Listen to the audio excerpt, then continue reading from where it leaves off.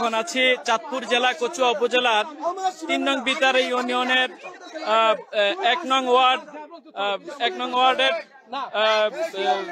হরিপুরা গ্রামে। এখানে এখন আমাদের মহিলা সমাবেশের আহ্বান করা হয়েছিল। এই ছেলেটা বিএনপি মোশাররফ গ্রুপের নাম সুমন। এমনি ভাবে সারা বাংলাদেশে তারা আমাদের প্রোগ্রামগুলোতে বাধা হয়ে দাঁড়িয়েছে। এখানে আমরা কচুয়া উপজেলায় বিএনপি জামাত ঐক্যবদ্ধ ছিল, কিন্তু আজকের এটা প্রমাণ করে বিএনপি উগ্র একটা সংগঠন। তারা আমাদেরকে এখানে আমরা বলছি স্কুলে ফেলে চলে যান।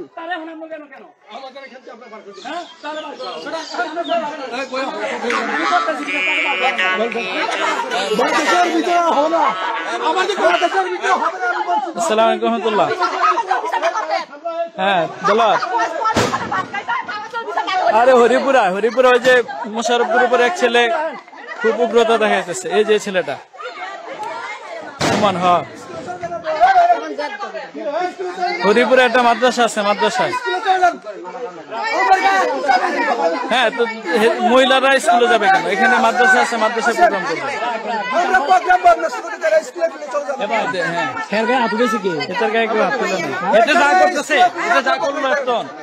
এটা গেলে ঠিক করতেছে। আসসালামু আলাইকুম রহমতুল্লাহ।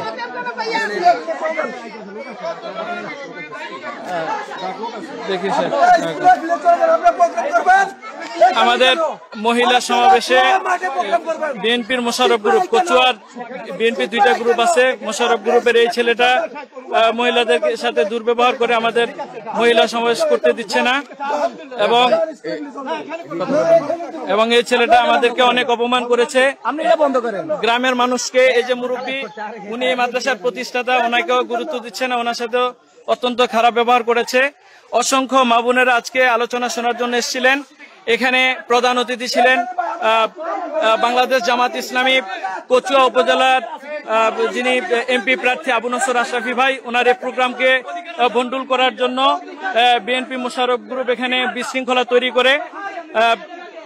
মোশাররফ গ্রুপের লোকেরা এসে আমাদের প্রোগ্রাম এখানে করতে দিচ্ছে না।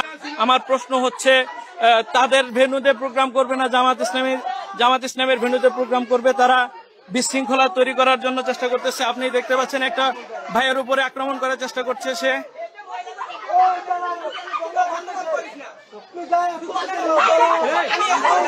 এই ছেলেটাও এতদিন আওয়ামী লীগের সাথে আঘাত করে চলছে। তারা আগে আওয়ামী লীগ করতো না। এই যে